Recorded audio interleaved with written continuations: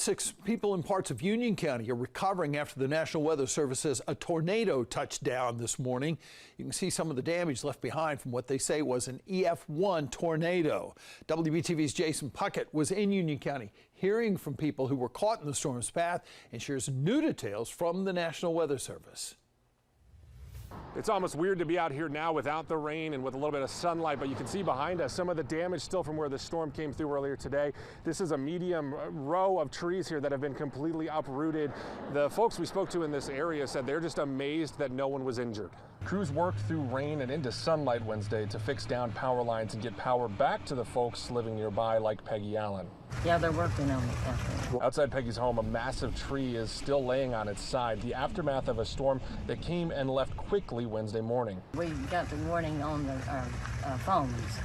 Did you hunker down anywhere? Or? We were ready to, and when the power went out and I heard this noise, I said, Henry, get in the hall. She says just minutes after that warning, the storm appeared. The wind was blowing real hard, and all of a sudden, the power went out, and we heard this big noise. I can't explain it, but a roar, and then it was gone.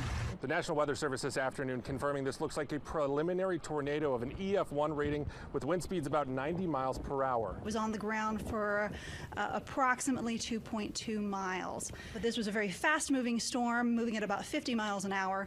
So it was really only on the ground for about 3 minutes. So it looks like it lifted at about 8:37 a.m. The storm took down multiple trees, snapping limbs of some and pulling up others fully from the dirt.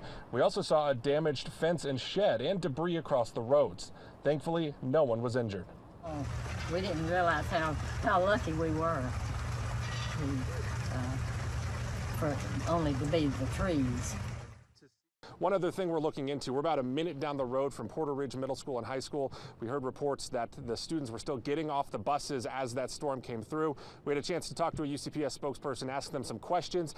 They say they believe that their procedures were followed and that their students were kept safe.